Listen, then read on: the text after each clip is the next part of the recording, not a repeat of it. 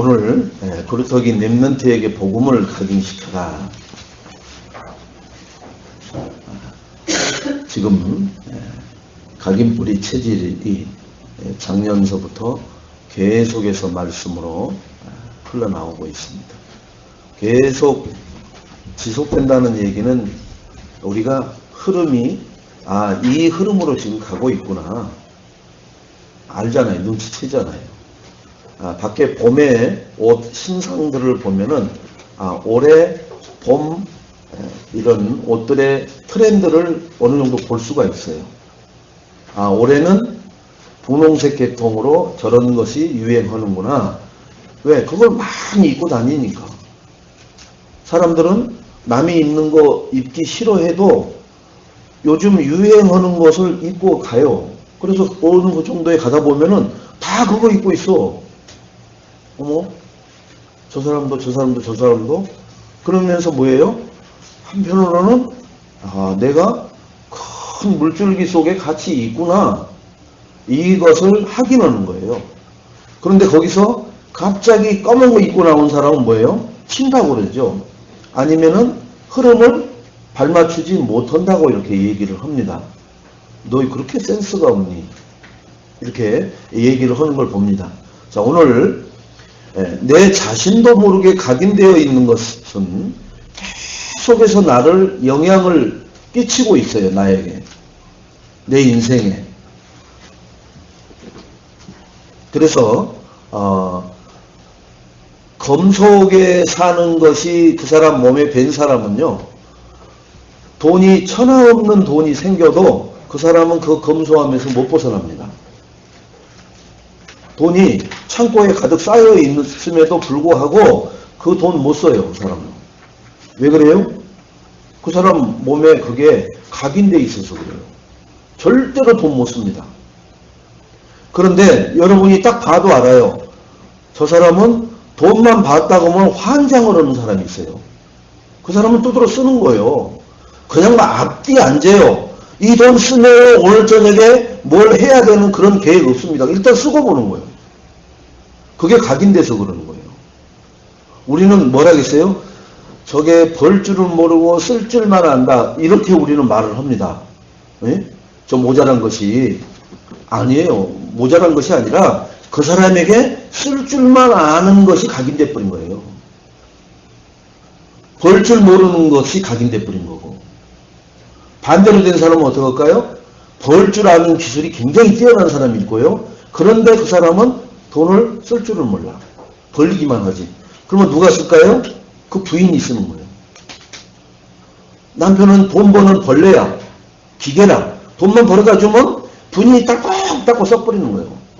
그래서 이제 그 여자 집에서는 뭐라고 그래요? 시집 하나는 잘 갔다.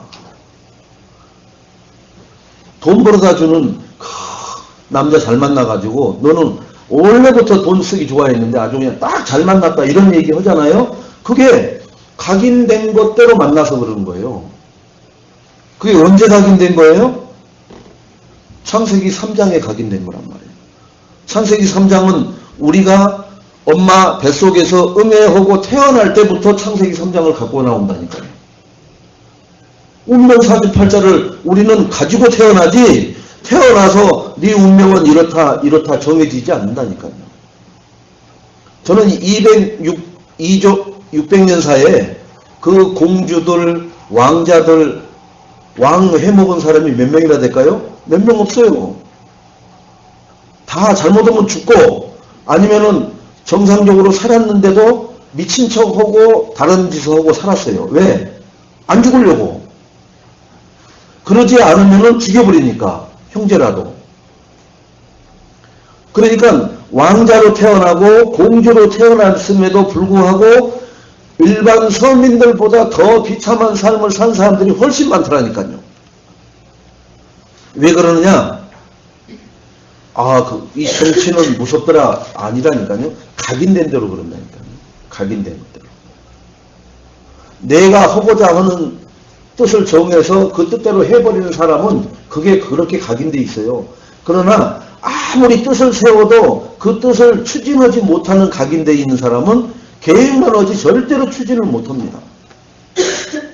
그래서 조직에서는 계획하는 사람이 있으면은 추진을 하는 사람이 있고 그런 게 사람이 다 따로 있어요. 그래서 기획부서가 있으면은 영업부서가 따로 있는 거예요. 영업은 뭐예요? 기획부서에서 기획해갖고 내려보내주는 거 그대로 가서 뛰는 거예요. 팔아 제끼는 거예요. 그 팔아 제끼고 나면 또 뭐예요? 그거 디체리어는 크레인 서비스는 또 부서가 따로 있다니까요. 그거 뒤치락거리 하는 부서가 또 따로 있어요. 영업하는 사람들이 그것까지 생각하려고 하면은 못 팔아요. 절대로 못 팔아. 일단은 팔아 제끼는 거예요. 그러면은 또 그것을 가서 살살 달래가지고 또 무마시키는 사람들이 있다니까요. 똑같습니다. 이 사단은 우리에게 그렇게 각인을 다 시켜놨어요. 그런데 우리는 어떻게 보느냐? 저건 좀 모자라. 저건 능력이 없어. 저건 무능해. 저건 너무 튀어. 저건 너무 얍삽빨라. 이렇게 생각한다고. 아니요. 사단이 다 그렇게 골고루 집어넣어놨어요. 그래서 하나로 뭉쳐서 되모으지 못하도록 만들어놨다고요. 힘을 분산시켜놨어요. 그런데 지금까지도 그것 때문에 하나로 뭉쳐서 하나님 나라를 위하여 으쌰으쌰 그 마귀를 무너뜨리겠다라고 헌데는 하나도 없었어요. 한 번도. 지금 이제 전도자를 통해서 처음으로 예수 그리스도가 아닌 그 어떤 것으로 각인된 것도 다 뭐예요? 저주 멸망으로 끌고 가는 사단의 괴계에 걸려있는 거란 말이에요. 자, 그래서 나에게 자신도 모르게 각인된 것이 내 인생 죽을 때까지 아니 내 후대들에게 남겨주는 것까지도 영향을 미치는 것을 인정하는 거예요. 우리는. 그거 인정하는 사람은 아마 없을 거예요. 다 인정해요. 근데 그걸 어떻게 할 줄을 몰라서 그렇지. 자, 그래서 첫째로 잘못된 각인이 무엇이 잘못된 각인이냐. 예, 틀린 것, 다른 것으로 각인되어 있는 사람들을 우리는 한번 성경을 통해서 살펴봐야 되겠습니다. 태어나는 순간 하나님 떠나서 원죄 아래 놓여있는 인생을 우리는 성경에 뭐라고 그랬어요? 의인은 온당이 하나도 없는. 로마서 3장 10절에 그렇게 말씀하고 있잖아요. 의인이 한 명도 없다. 아이 그 사람 참 착하고 좋은 사람인데요. 얼마나 봉사 잘하고 남한테 헌신 잘하고 아무튼 자기 입는 거 먹는 것도 다 내주는 사람인데요. 그래요. 하나님은 그렇다. 그런데 내가 내 기준에서 영적인 기준에서 의인은 한 명도 없느니라. 그러면서 로마서 3장 23절에 하나님이 왜 한 명도 없는지를 말씀하고 계시죠. 모든 사람이 죄를 범하였음에 하나님 영광에 이르지 못하더니. 왜 의인이 없는 줄 아느냐? 한 명도. 이래서 없는 거다. 이렇게 설명을 해놨다니까요. 어디에? 성경에. 제 생각으로 말하는 게 아니라 성경에 하나님이 하신 말씀을 가지고 우리가 잘못 각인된 것을 확인하고 점검하고 그러면은 우리는 바르게 각인되어야 될 것이 무엇인지를 찾아야 되고 그것이 내 몸에 각인되도록 반복적으로 뭐 해야 되겠어요? 각인되도록. 여러분 그 투탕가 뭐 카툰가 뭐 이거 하는 거 있잖아요. 그 한번 탁 찍으면은 그 무늬가 나옵니까? 그 그림이 나옵니까? 안 그래요. 수없이 그 그림대로 이거 찍어야 거기에 그 문신이 새겨지는 거예요. 아시겠어요? 그 문신 한번 새겨오면은 그거 문신 제거하려고 하면은 완전히 제거가 돼요? 안 돼요. 그거 새길 때 비용 10배, 20배를 들여도 정상으로 회복이 안 된다니까요. 그 정도로 한번 각인된 것은 그것을 없애기가 그렇게 어렵다는 거예요. 하나님이 지금 다른 것 틀린 것으로 각인되어 있어서 의인이 없고 하나님 영광에 이르지 못한다라고 말씀하고 있습니다. 우리는 그렇게 태어나서 원죄 가운데 놓여있죠. 그러다가 자라면서 가문의 세상에 우상 흑암 문화에 물들어가는 삶을 살고 있잖아요. 나도 모르게. 그게 좋은 줄 알고 했는데 하나님 말씀에 입각해서 비춰보니까 그게 망할 짓이요. 그게 저주받을 짓을 하고 있었던 거예요. 내가 머리꼴치가 아파서 그놈의 인간 이렇게 그 인간 이렇게 생각하고 있었던 것이 그게 뭐예요? 저주받는 거예요. 저주받는 거. 내가 저주받고 내 후대가 저주받는 짓을 하고 있는 거예요. 내가 그 인간한테 속아서 그 인간을 생각만 해도 막 치가 떨리고 이것은 당연해요. 왜? 내 전재산 다 사기쳐서 먹고 도망가 버렸으니까 당연하죠. 그런데 그것은 맞는 말인데 그걸 반복적으로 그 인간을 생각하면서 그 인간 일을 내가 그 인간 어디서 만나기만 해봐 이렇게 불신앙하고 있는 그 자체가 뭐냐? 내가 멸망받는 거요. 내 후대가 저주받는 짓인 것을 나는 모르고 있었다니까요. 그리고 주변의 사람들이 그러면은 그래도 살아야지 어떡하냐. 위로해 주는 사람들이 그거 뭐라겠어요? 그냥 적당히 하고 있고 네 삶 살아라. 이런 식으로밖에 위로를 못 해줬어요. 근데 적당히 있고 살아라 라고 하면은 적당히 있고 사라지느냐? 아니에요. 잊을만 하면 사단이 생각나게 만들어요. 잊을만 하면은 뭔 문제만 되면은 그 사건으로 딱 끌고 가갖고 나를 또 그 자리에다 앉혀놓습니다. 누가 그래요? 나는 몰랐어요. 그게 어둠, 흑암, 세상 주관자, 사단 마귀가 그런 줄 몰랐다니까요. 내가 그런 줄 알았어요. 내가 우울할 때 생각나는 줄 알았어요. 아니라니까요. 나의 교묘한 나를 조종하기 위한 사단에 나를 갖고 놀 수 있는 모든 것을 가지고 있는 게 사단이었다는 거예요. 예, 렘넌트들에게 사모님이 사단의 그 놈을 능력을 대단한 것을 한번 알아야 된다라고 하는 말씀을 하는 걸 들었습니다. 체험할 필요는 없는데 이미 우리는 다 체험했어요. 사단한테. 그래서 지금 복음대로 살려고 하면 안 되는 게 사단이 나에게 각인뿌리 체질 만들어 놔가지고 복음대로 사라지질 않는 거예요. 말씀대로 안 돼요.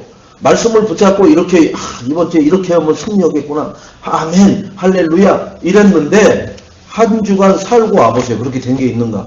절대 그렇게 된 적이 없어요. 왜 그러냐? 사단이 나를 절대 그 길로 못 가게 막고 있고 만들고 있단 말이에요. 그것만 알아도 사단은 대단한 놈이구나를 인정하세요. 그런데 왜 하나님은 이 예배를 통해서 주의 종을 통해서 계속해서 복음을 전하냐? 복음 붙잡고 복음으로 살려고 하는 사람에게는 사단이 아무리 징글징글하게 붙들고 늘어져도 물고 늘어져도 결국은 승리할 수밖에 없는 것이 복음이요 그리스도라는 것을 확인시켜 주려고 그러는 거예요. 그래서 여러분들이 확인되어진 증인이 되면 지난주에 뭐 했어요? 세 가지 언약을 체험하라. 그것이 확인된 증인이 되면은 그런 이제 막 처음에 듣고 시작을 해서 넘어졌다가 다시 일어서고 넘어졌다 일어서고 그래서 나는 안 되는가 봐요. 다시는 안 할래요. 이제는 나는 옛날대로 살래요. 이러려고 하는 사람한테 나를 보여주는 거예요. 나는 당신보다 더 오랜 장구한 세월 이렇게 시달리면서도 그리스도 붙잡고 하나님을 의지했더니 하나님이 결국 나를 이렇게 쓰시지 않느냐. 당신도 하나님이 사랑해서 부르셨다. 분명히 하나님이 당신을 회복시키시고 나보다 더 큰 전도자의 삶을 살 수 있도록 분명히 언약으로 약속하신다. 뭐 속으로 들어가자? 말씀 속으로 들어가자. 그리스도 안에 참된 평안을 누리자. 이걸 내가 뭐 해주라고요? 증인으로 말해주라는 거예요. 누구를요? 지나다니는 사람한테 말해주는 게 아니라 내가 나에게 말해주고 내가 내 옆에 있는 사람에게 말해줘. 우리는 멀리 어쩌다 한번 보는 사람한테 말해주려고 하는데 절대 그러지 마세요. 정말 내가 말씀대로 행했더니 하나님이 이렇게 하셨구나라는 것을 나에게 계속해서 각인시키세요. 그래서 그것 때문에 나의 입에서 불신앙이 안 나올 만큼 각인을 시켜버리세요. 그런 체험을 크고 작은 것을 했음에도 불구하고 우리는 문제만 생기면은 입에서 뭐가 나와요? 불신앙 나와요. 왜 그러느냐? 그 체험된 것이 나에게 각인되어 있지 않아서 그래요. 그냥 그때 참 좋았지. 하나님이 그때 은혜 주셔서 그런 증거를 주었지 하고 잊어버리고 지워버리고 그냥 흘려보내버리는 거예요. 각인시키질 않는 거예요. 여러분, 내게 하나님의 은혜로 각인된 게 있으면은 나는 절대로 하나님이 싫어하는 그러한 내 불신앙, 하나님이 제일 싫어하는 게 불신앙이에요. 이 불신앙을 내 입으로, 내 몸으로, 내 행동으로 내가 보이질 않는다니까요. 누가 불신앙을 해요? 내가 나에게 불신앙을 하잖아요. 어디서요?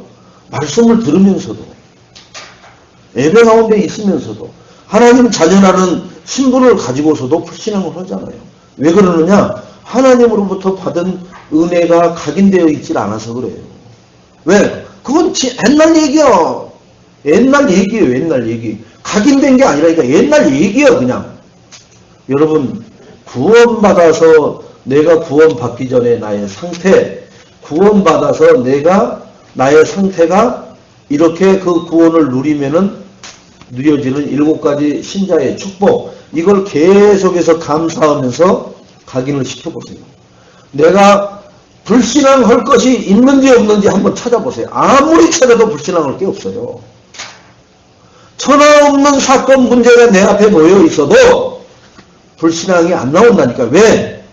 그 구원으로 인하여 내가 얻은 축복을 각인되고 그게 뿌리 내려서 내 체질이 됐기 때문에 그런 것은, 야 마귀 새끼야, 좀 걸려면 좀 센 거로 걸어봐라.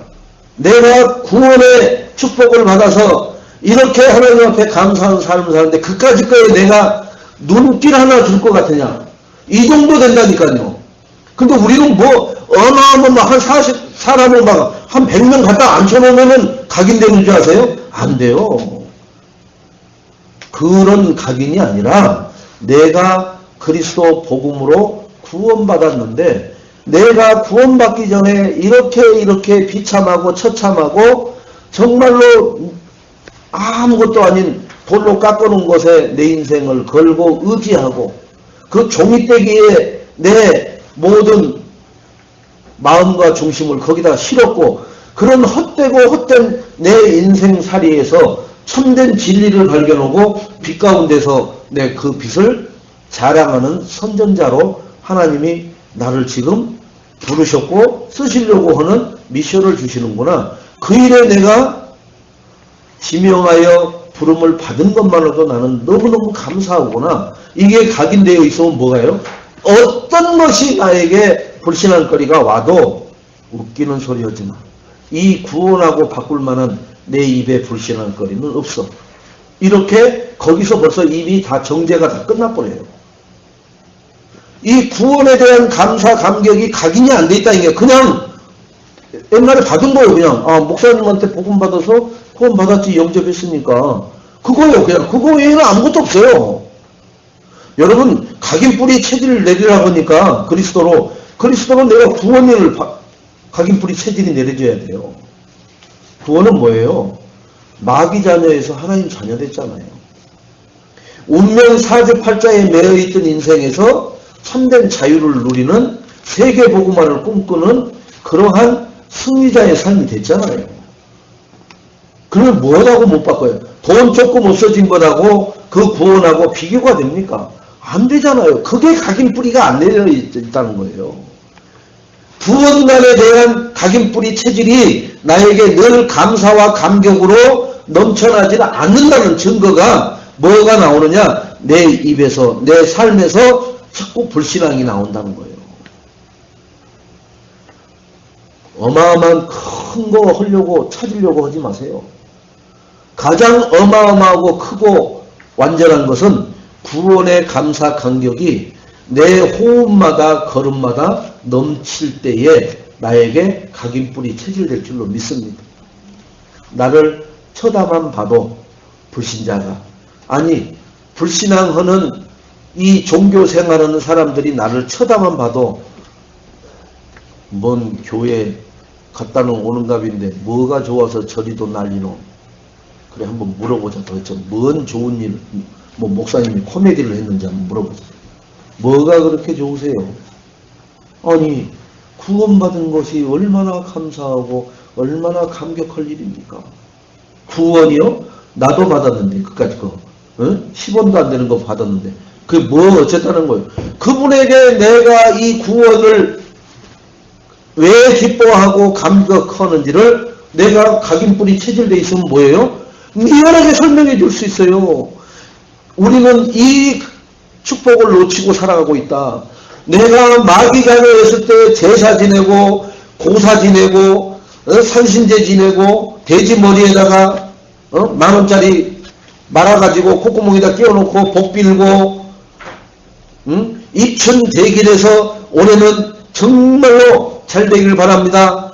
금술 쳐놓고 이렇게 악기는 못 들어오게 하고 좋은 일만 있게 하옵소서. 이런 정말로 무식하고 정말로 수준 낮은 인생에서 하나님 말씀을 받아서 살아있는 말씀이 그 말씀을 붙들고 순종하고 실천했더니 그 말씀이 사실적으로 역사하는 증거들을 볼 수 있는 삶을 살게 하신 거 얼마나 감사합니까?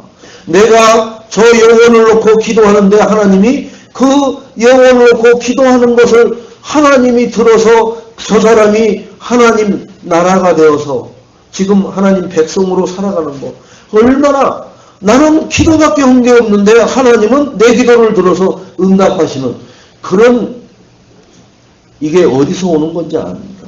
구원에서부터 오는 겁니다. 우리 예배에 은혜 받기를 소원하는 예인교회 성도님들 구원으로 감사 감격이 각인뿌리 체질 내리시기를 주님의 이름으로 축원드리겠습니다. 그러면은 전도하란 얘기 하지 않아도 전도는 되어질 수밖에 없어요. 내가 구원의 감사 감격을 24시 누리는데 전도가 안 되어지는 것은 그건 잘못된 거예요. 그러잖아요. 교회 갔다 왔는데 인상 팍 쓰면은 아니 교회 갔다 온 사람이 왜 그래? 불신자도 그래요. 너 교회 다니면서 왜 그러니? 이렇게 물어요. 친구들도. 그런데 얼굴이 확 피고 진짜 내가 감사 감격하면은 야 적당히 해라. 너만 교회 다니냐? 이런 식으로 약간 시기 질투 같은 발언을 합니다. 그런데 그게 지속되면 뭐예요? 너 진짜 그렇게 좋아? 뭐가 그렇게 좋은데? 이렇게 따지는 것 같이 물어봐요. 진짜 좋은 게 뭔지를 물어본다니까요. 그때 내가 진짜 좋은 걸 얘기해 줄 줄 알아야 돼요. 여러분. 근데 그냥 좋아! 아이 좋아! 그 말만 하고 있으면 뭐가 해요? 미쳤다고 그래요. 말을 해줄 수 있어야 돼. 자세하게. 이건 이러해서 좋고 이건 저래서 좋고 이래서 내가 안 좋을 수가 있겠냐. 네가 한번 생각해봐라. 너라도 좋을 것 같지? 그러네. 진짜요? 야, 내 얼굴에 진짜요? 가식적으로 내가 해. 그리고 나를 하루 이틀 봤어. 한 해 두 해 봤어. 그래. 내가 지금까지 본 너는 늘 그랬어. 그렇구나. 마음이 어떻게 해요? 혼란이 오기 시작하는 거죠. 그게 뭐예요? 나를 십자가에다가 내려놓고 내가 죽으니까 하나님은 내 안에 그리스도로 기뻐하는 나를 살아가게 하신다는 거예요. 그리스도 없는 나는 행복할 수가 없어요. 웃을 수가 없다니까요. 웃을 일이 얼마나 있습니까? 짜증나는 일만 있고 내 천자 착 꺼져갖고 오죠. 저도 예전에 친구놈이 야 해가 뜬다야 좋다 밝아서 미친놈 그러면 해가 뜨지 뭐 가라앉냐 그런 감성적인 표현에 아무 반응이 없었어요. 이야 붉은 노을이 진다 미친놈 그러면 해가 질 때 붉으지 그러면 뭐 검으냐 이런 식이었다니까요. 그게 상태가 뭐예요? 내 상태가? 그런 것에 감흥을 가질 만한 여유와 그런 것을 누릴 만한 볼 수 있는 눈이 없었어요. 뭐만 하면 되는 거예요? 그냥 땅바닥만 쳐다보고 공만 차면 되는 거예요. 그냥 그게 다 했다니까요. 그런데 진짜 구원을 받고 구원의 이 비밀을 알고 해가 뜨는 것을 보면은 이야, 생명운동 때문에 오늘도 해가 솟는구나. 생명운동 때문에. 여러분, 이제 뭔가 나에게 변화가 있는 게 있다니까요. 그래, 저 우리나라의 그 연어가 이렇게 싹 돌아오면 거기에 막 이렇게 두루미 같은 것들이 이렇게 서 있죠. 연어가 탁 그 천을 거슬러 올라올 때 점핑할 때 탁 집어서 잡아먹으려고 그런 거 하잖아요. 자, 연어가 그 멀리 몇천 킬로를 갔다가 다시 돌아온다고요. 거기 뭐 하려고 돌아오는 거예요? 생명운동 하려고. 거기다가 알을 하려고 오는 거예요. 생명운동 하려고 오는 거예요. 여러분, 천거북이가 수천 킬로를 해서 태평양을 횡단해가지고 갑니다. 왜 가는 거냐? 알고 보니까 거기 가서 알을 하려고. 생명운동을 합니다. 그 미물인 거북이, 그러한 연어 이런 것들도 그 먼 거리를 갔다가 다시 그리 오는 이유는 알 하려고요. 생명운동을 하려고. 응? 펭귄이 막 깃털을 털고 막 이렇게 다듬고 막 해요. 뭐 하려고요? 수컷 짝짓기 해가지고 생명운동을 하려고. 그 펭귄이 뭐 자기가 다듬으면은 뭐 수컷이 이쁘게 그들도 그런다니까요. 응? 그래서 저 열대지방에 그 새들은 막 색깔을 내갖고 공작 색깔을 내갖고 막 울고 그 색깔을 보여주고 막 그러잖아요. 그러면은 이제 순놈이 자기가 강한 순놈이 날라와서 짝짓기 하려고 그러는 거예요. 자기를 보이는 거예요. 자꾸 나 이쁘지, 나 아름답지. 여러분, 우리 하나님 자녀가 무엇에 아름답고 무엇이 이쁘냐? 그리스도로 구원받은 것에 감사하고 감격할 때 가장 아름다워요. 하나님이 그때 우리를 보시기에 좋았더라에 다시 한번 원더풀었다니까요. 언제 보시기에 좋았더라 그랬어요? 아담이 깊이 잠들게 하시고 갈비에 있는 뼈를 하나 꺼내서 여자 하와를 만들고 난 다음에 보시기에 좋았더라 그랬잖아요. 그게 우리가 다시 구원받을 때 그러한 재창조의 축복을 하나님이 말씀하시는 거예요. 그러면 재창조 받았다는 얘기는 창세기 1장 28절을 우리는 완벽하게 회복하고 누릴 수 있는 증인으로 하나님은 바꿔놓으셨다는 증거입니다. 그것에 내가 감흥이 없고 감사가 없고 기쁨이 없다. 왜 그러느냐? 잘못 각인된 것 때문이에요. 어떻게 각인된 것 때문에요? 내가 가면은 사람들이 다 쳐다봐야 돼. 그래서 옛날에는 뭐 했어요? 물러거라 누구 가시니까 다 물러거라 고개 숙이라 하고 절대 쳐다도 못 보게 했잖아요. 옛날에는 세상 임금은 못 쳐다보게 해요. 왜? 혹시나 위에 하고 뭔가를 도모할까봐 다 머리 숙여서 땅바닥만 쳐다보게 해요. 근데 하나님은 뭐예요? 하나님의 영광 찬양을 하고잖아요. 하나님을 바라보고. 하나님은 그런 것이 두려운 게 아니에요. 두려울 것이 없는 게 하나님이시란 말이에요. 자, 우리에게 육신적인 성공, 물질, 만능주의가 어려서부터도 몸에 배어 있죠. 모 대통령 손주들이 파카를 입고 나왔는데 그때 당시 네티즌들이 그 파카가 얼마짜리냐 막 그래갖고 수십만 원짜리 아주 굉장히 고가품. 그 꼬맹이들이 그런 걸 입으면 그 애들이 행복해 할까요? 아니 그냥 막 이렇게 내복 하나 입혀놓으면 그 애는 울면서 나는 왜 이렇게 살아야 되지? 우리 집은 왜 이럴까? 이렇게 고민을 할까요? 안 그런단 말이에요. 그러면 왜 그런 인생을 가느냐? 먼저 그것을 추구했던 어른들이 자기 후대 아이들에게 또 각인뿌리 체질을 시키는 거예요. 계속 전달하는 거예요.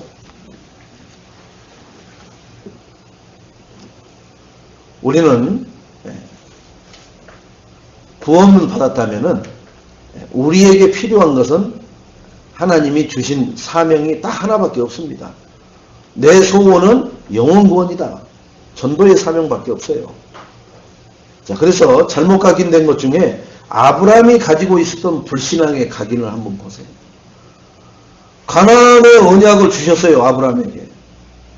너는 본토 친척 아비 집을 떠나서 내가 지시할 땅으로 가라. 그 언약을 줬어요. 그런데도 현실 문제 앞에, 그죠? 가물어 가지고 곡식이 없고 먹고 죽게 생겼거든. 이 현실 문제 앞에 불신앙을 해버립니다. 하나님 말씀보다. 우리의 지금 현실과 똑같잖아요.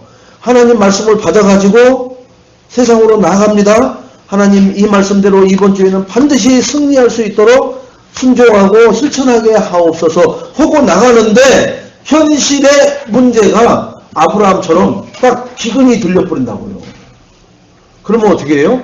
말씀은, 언약은 온데간데 없어지고 그 현실을 피하고 해결하려고 급급한 한 주간의 삶을 살다가 겨우 또 주님 전에 나오는 거예요.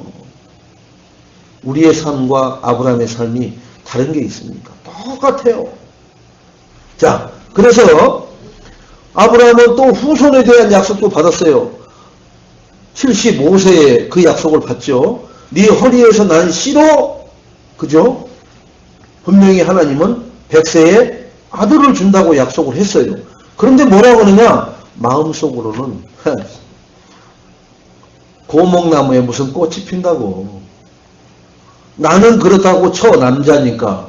뭐. 그런데 내 섹시 마누라 90살에 아들을 낳는다고? 지금도 못 낳는데? 말도 안 되는 소리. 이렇게 불신앙해요. 그래서 불신앙의 증거가 뭐예요? 그 기근 들려갖고 애굽에 내려갔다가 혼비백산에서 죽을 뻔했는데 하나님의 개입으로 거기서 빠져나오면서 얻어갖고 나온 그 왕이 준 노예, 거무튀 튀간 여자, 그 분으로 말미암아 얻은 이스마엘이 불신앙이 시잖아요. 그죠? 이스마엘을 봐버리잖아요. 하나님이 지금 분명히 100세의 아들을 준다 했는데 이스마엘을 낳을 때가 몇 살이었겠어요? 100살에 이스마엘이 한 12살 정도 됐다고 그랬으니까. 그러면은 한 88살쯤. 언약 받은 지 얼마쯤 됐겠어요? 한 7년 정도 된 시점에서 그렇게 잊어버리고 엉뚱한 짓을 하는 거예요. 우리도 신앙생활 조금 하면은 과거에 받았던 은혜, 내가 붙잡았던 언약 어디에도 없어요.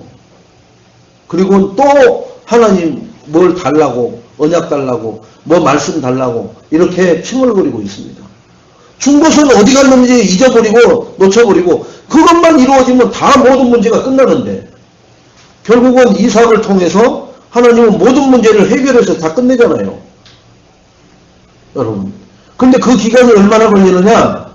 이스마엘이 성장하는 그 태어나서 한 12년 지나서 한 12년 있으니까 정확하게 이삭이 태어나요. 그런데 하나님은 다시 한번 가서 확인하러 가는데 얼마 만에 가느냐? 아브라함이 99세 때 가요. 1년 전에 가서 또 물어봅니다. 픽 웃어요. 그때는 살아도 묻잖아요. 픽. 자기가 뭐예요? 89살이라 그때가. 내년에 아들을 낳는데 아니 하나님이 오셔갖고 내년 이맘때 아들을 낳을 것이라. 아브라함은 그걸 하는데 저쪽 엿듣고 있던 사라는 웃잖아요. 말도 안 되는 소리. 지금 내 몸 상태가 어떤 상태인데 지금. 앉았다 일어났다 거기도 지금 오고 막 무릎 도가니에서 뻐그덕뻐그덕 소리가 나는데 안 되는 거예요. 우리 인생으로 육신적으로 생각하면. 그런데 1년 후에 어떻게 됐어요? 정확하게 이삭이 태어났잖아요. 정확하게 이삭이 태어났어요. 하나님의 말씀은 정확합니다. 내가 하나님이 내게 주셨으면은 내가 붙잡고 순종했으면은 하나님은 그 붙잡고 순종하고 언약을 잡고 있는 사람, 그 사람의 영적 상태대로 하나님은 정확하게 성취시키시는 분이심을 믿고 불신앙하지 않기를 주님의 이름으로 축원드리겠습니다. 자, 아브라함이 언제 복음이 각인되느냐? 이렇게 불신앙하고 이렇게 언약을 붙잡았음에도 불구하고 믿음을 회복을 해요. 그러니까 복음이 각인되는 것은 언제 각인되느냐? 믿음이 회복돼야 돼요. 믿음.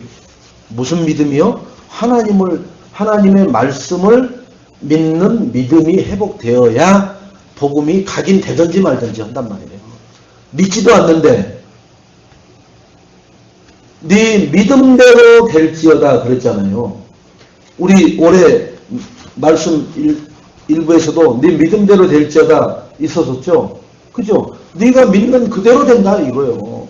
근데 아브라함이 안 믿었으니까 안 되는 거예요. 그런데 이 믿음이 이제 회복된단 말이에요. 그래야 각인이 바뀌어지기 시작합니다. 조카 롯을 데리고 갔습니다. 왜 데리고 가요? 안 믿어지니까. 이 조카라도 어떻게, 응? 우리 옛날에 뭐예요? 양자 드리는 거하고 똑같은 거예요. 이 조카라도 해서 어떻게 내 대를 이어보려고 하는 하나님 말씀을 믿는 게 아니라 육신적으로 해오던 풍습, 그런 어떤 관행을 가지고 진행을 해보려고 한 거예요. 그런데 아브라함이 결단을 하고 하나님 앞에 단을 쌓기 시작합니다. 조카 롯을 떠나보내고 나죠. 네가 먼저 자하면 내가 우하겠고 네가 저 땅을 차지하면 나는 반대로 이 땅을 차지하겠다. 그래서 롯에게 얘기했더니 거기는 어떻게 해요?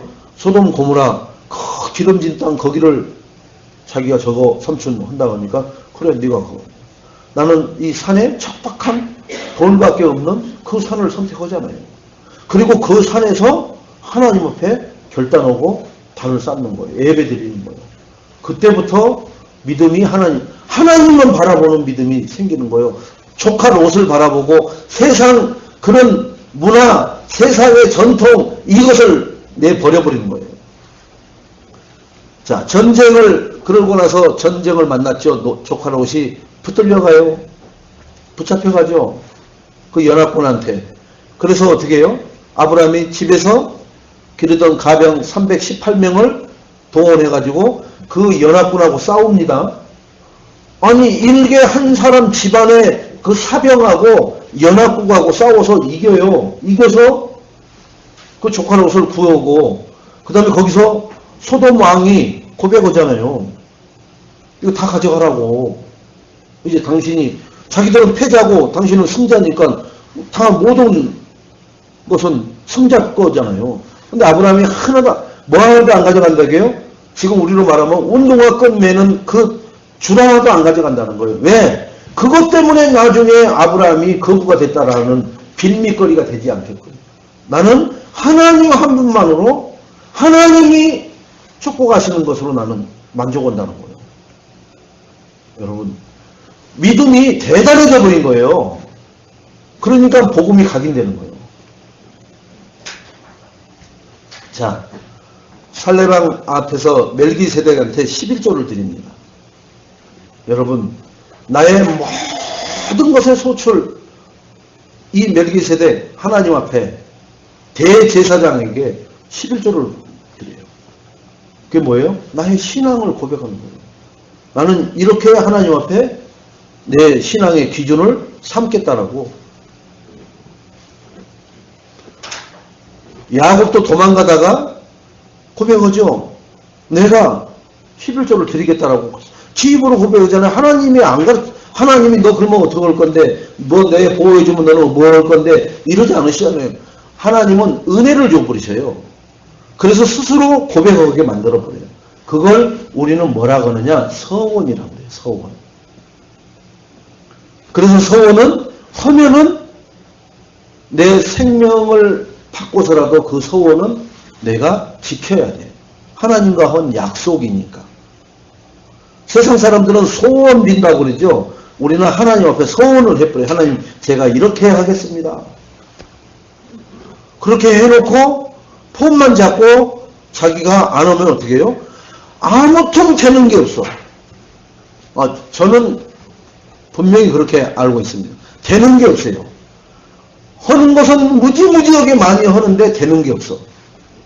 아무튼 어떤 것에서부터요? 내 몸뚱아리에서부터 모든 거, 내 자식들까지 되는 게 없다니까요.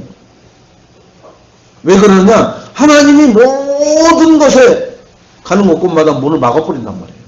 하나님은 그럴 능력이 있어요, 없어요? 그런 능력이 있다니까요. 그러면 막혔던 모든 문을 여실 수 있는 능력이 하나님 앞에 있다니까요. 그러니까 나에게 왜 이렇게 나는 이렇게 안 되노? 나는 재수가 없는 인생이야. 그렇게 사는 사람들이 많아요. 너는 원래부터 재수가 없는 놈이야. 너 태어나고서 우리 집안이 된 것이 없어. 이런 인생이 많습니다. 왜 그러는지 아세요? 그 사람이 태어나서 그렇게 된 게 아니라 하나님이 막아서 그러는 거예요. 왜 막느냐? 하나님이 시기 질투하는 우상 숭배하고 다른 신에게 절하고 하나님 약속 안 지키니까 하나님이 다 두드러 막는 거예요.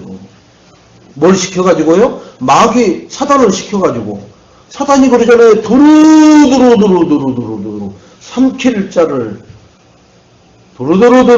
두루두루 하다 보니까 좀 늦었습니다. 이렇게 나오잖아요. 그 사단은 뭐예요? 더 복 들어가는 데를 막으로 다니는 거예요. 하나님의 천문 천사는 뭐예요? 복 들어갈 통로가 막혀있는 데를 뚫어주러 다니는 거예요. 달라요. 근데 그걸 누가 통제해요? 하나님이 통제해요.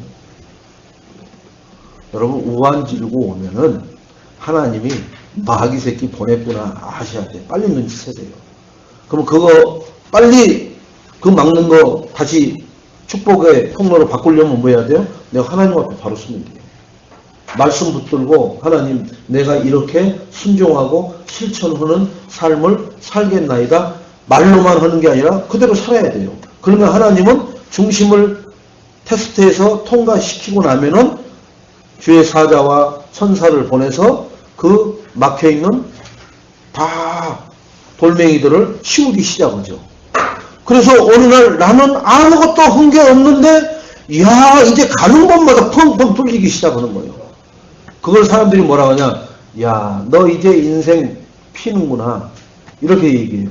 인생 피는 게 아니에요. 그게 하나님을 바로 쓰면은 되어질 수밖에 없는. 자, 계속되는 응답과 함께 전도의 문이 아브라함에게 열려집니다. 어떻게 해요? 소돔 사람들을 위해서 기도하는 전도자. 이제 정복을 했지만 이제 소돔 저 사람들이 하나님을 만나야 된다고 기도해요. 또 살레만 이 사람들을 통해서 우리가 11조를 했습니다마는 멜기세덱에게 불신자 아비멜렉 왕이 아브라함이 하나님과 함께 하는 것을 보게끔 한다니까요. 그러니까 여러분, 내가 하나님과 함께하는 동행하는 삶을 요셉을 통해서 누가 봤어요? 포디발 장관이 보죠. 그 다음에 애국 바로 왕이 보죠. 보잖아요. 결정적인 사람들이 보잖아요. 포디발 장관이 볼 때는 그 집안에서만 이렇게 됐는데 애국의 왕이 봐버릴 때는 어떻게 돼버려요? 바로 총리가 돼버리잖아요. 여러분, 내가 직장에서 내 CEO 사장이 나의 하나님과 함께하는 걸 봐버리면 어떻게 돼요? 그 사람이 나를 쓰고자 하는 데도 갖다 놔버려요. 국가의 중요한 일을 하는 그런 아주 사람이 하나님과 함께하는 만사 형통의 삶을 사는 나를 보고 나서 발견하면 어떻게 해요? 그 사람이 중요한 데 쓴다니까요. 길거리에서 이 아이들 헌팅하죠. 사진도 찍어보고 뭐도 시켜보고 이렇게 그죠? 헌팅으로 다니잖아요. 사진 찍어보고 그래가지고 캐스팅 돼가지고 스타들에 오른 사람들 의외로 많아요. 왜? 자기네 사무실 찾아오는 곳으로는 한계가 너무나 많아. 그래서 지나가다가 차 세워봐. 잠깐 저거 한번 가서 인터뷰 해보자. 그래가지고 캐스팅 돼가지고 된 사람들 많다니까요.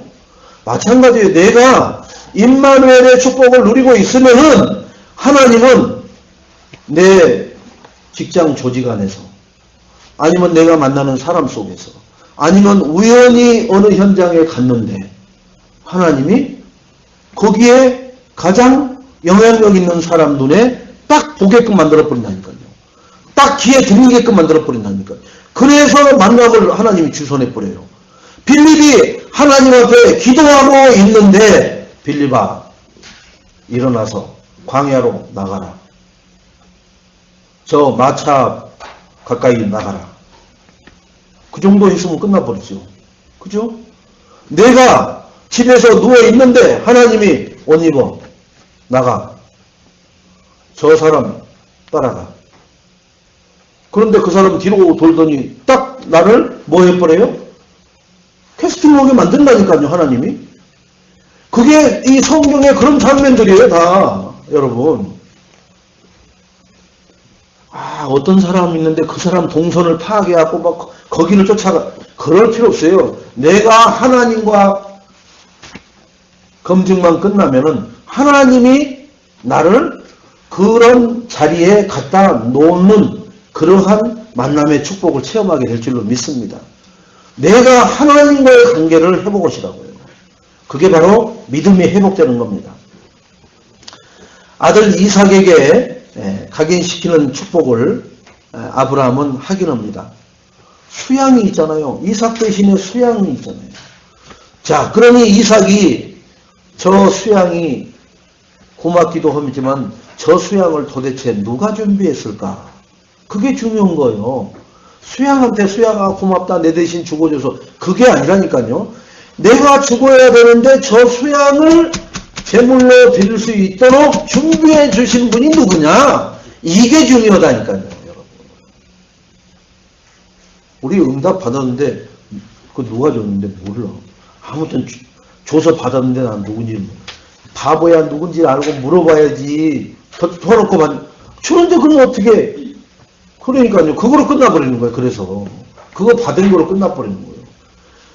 그것을 누가 줬느냐를 확인해서 거기에 대한 내가 또 하나님 앞에 기도해서 인도받아서 가서 감사를 표하고 했을 때 그 축복의 만남이 지속적으로 더 견고하게 이루어지게 되는 것처럼 여러분 일회성으로 응답받으려고 하지 마시고요.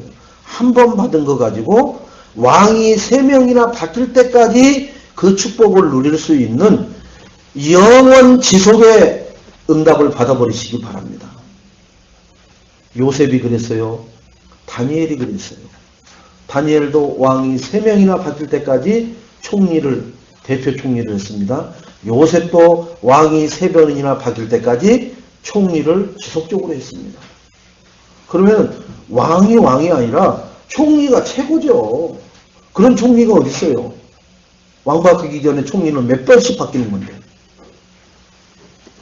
자, 그래서 하나님의 명령은 뭐냐? 말씀이에요. 말씀. 하나님은 말씀을 우리에게 주십니다.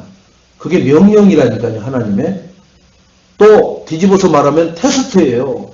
내가 그 말을 받았느냐? 내 말을 받았느냐? 아멘. 하나님 감사합니다. 여기까지는 좋죠. 하나님도. 그래. 참, 너 진짜 이번에 통과하겠구나. 횡걸 문 밖으로 나가자마자 말씀은 여기 있어라. 노트에 있어라. 혹은 또 내 지금까지 각인뿌리 체질된 대로 생각 판단 수준 다 해버리잖아요. 그러니까 하나님이 아직도 없구나. 아직도 없구나. 지금 우리 애인교회에 그러한 렘넌트들이 그러한 복음을 받고 지금 기초를 쌓아가는 우리 그루터기들이 자라나고 있고 우리는 그들의 후견인이 되고 우리는 그들의 보여주는 모델 발판이 되는 그런 축복의 기로에 있습니다. 이 축복을 절대로 우리는 겸히 여기지 마세요. 얼마나 이게 큰 축복인지 목사님 그 축복이 크면 얼마나 크겠어요. 그렇게 생각하시면 그분은 그런 축복밖에 못 받아요. 그런데 하나님은 그 축복으로 뭐가요? 지금 우리까지 이 복이 흘러내려왔어요. 그 이삭에게 각인된 복음이 지금 나에게까지 흘러내려왔다니까요. 끊어지지 않고.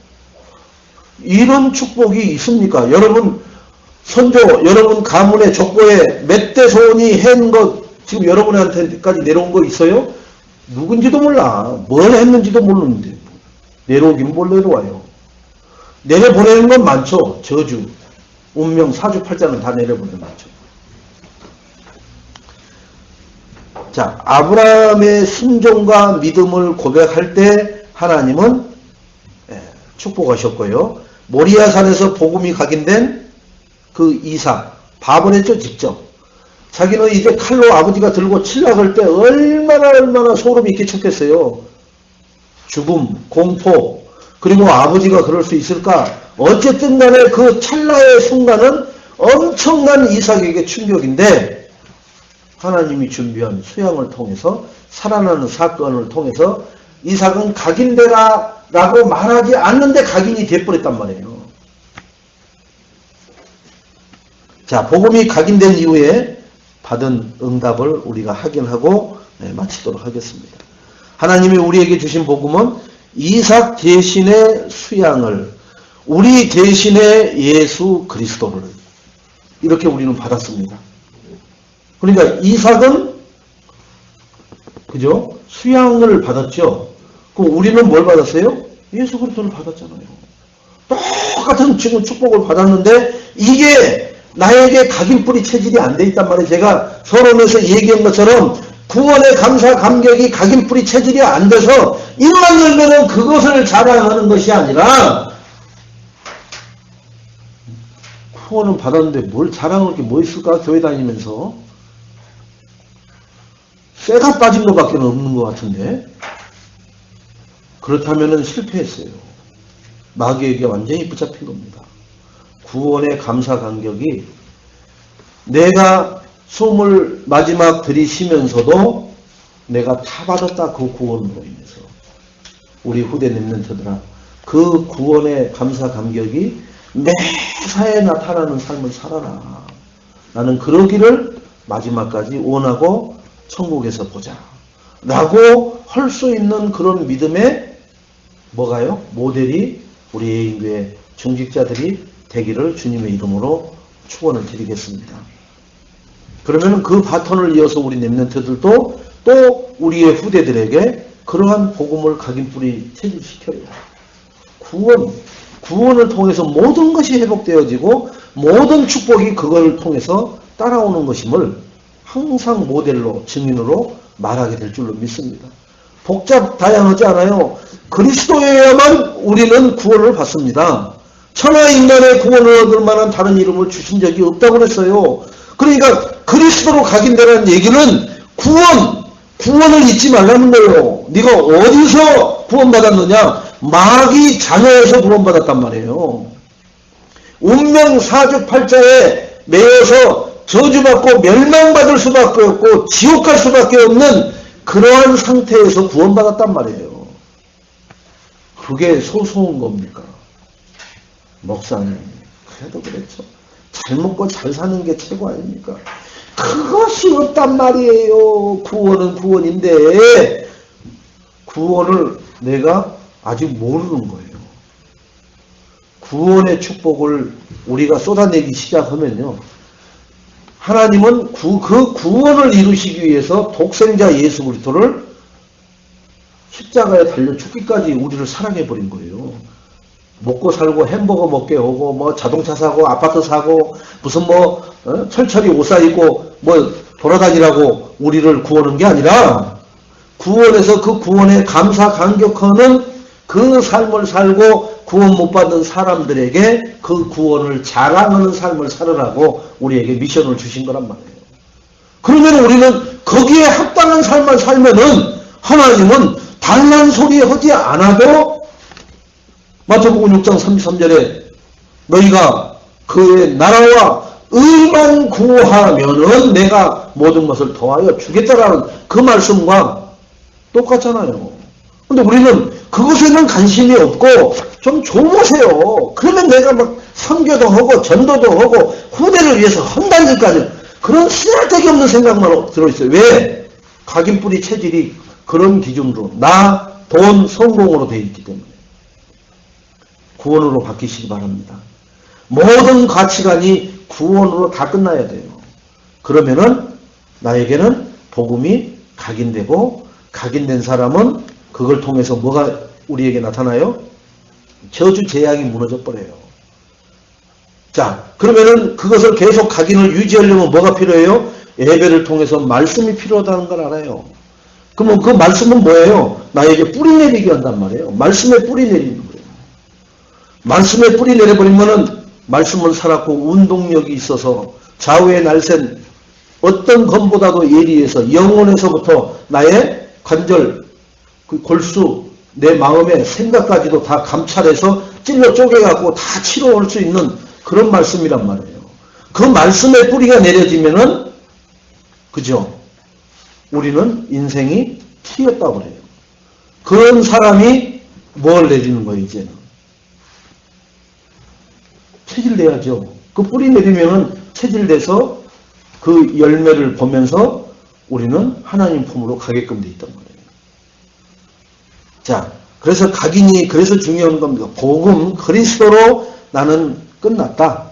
더 이상 필요 없는데 나는 자꾸 이 복음 대신 그리스도를 나는 경히 여기고 자꾸 세상 것을 마귀가 기준해 놓은 것을 자꾸 나는 그걸 향해서 달려가면서 거기에 가치 기준을 둬서 조금 생기면 해, 조금 안 생기면은 우울, 이런 모드로 들어가는 것이 지금까지 나의 신앙생활이었구나. 이걸 뒤집는 것이 복음 각인되는 것인 줄 믿으시기 바랍니다.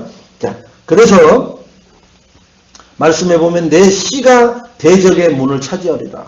여러분, 우리 후대들이 복음 가져서 구원의 확신을 가지고 감사 감격이 넘치는 그러한 후대 구루터기 렘넌트들이 모든 이 불신자들이 차지하고 있는 그러한 황금 어장들을 다 차지하게 되리라. 아멘? 우리가 막 그걸 위해서 길을 쓰는 게 아니라 내가 뭘 하면은요, 복음에 각인 되면은, 그러려면은 믿음이 회복되어야 된다는 것을 전제 조건을 했습니다. 자, 그래서 우리는 어릴 때 복음이 각인되면 평생, 아까 얘기했듯이 자신도 모르게 각인된 것이 죽을 때까지 나에게 영향을 미치는 것처럼 복음이 각인되면 평생 복음에 각인된 축복을 누리는 인생을 살아가게 될 줄로 믿습니다. 우리 후대에게 평생 축복이 영향력을 주는 복음을 각인시키는데 나의 생을 걸고 올인하는 축복된 하나님 자녀들이 되시기 바랍니다. 그래서 결론으로 절대 이것에 내가 사명을 가져야 되는구나. 아, 복음 각인시키는 일에 내가 사명을 갖고 살아야 되는구나. 그리고 절대 헌신해야 되는구나. 그 일을 위해서 헌신해야 되는구나. 다른 것 때문에 헌신하는 게 아니라 그 일. 그래서 1000대, 2000대까지 이 복음 각인되는 일에 누구로부터 시작됐다라는 것이 새겨진다면 더더욱 나는 축복받은 사람이 되겠죠. 그래서 아브라함이 이삭에게 한 것처럼 나도 내 후대에게, 우리 렘넌트들에게 복음을 각인시켜야 하는 것을 사명으로, 헌신으로 붙잡고 승리하시기를 주님의 이름으로 축원드리겠습니다.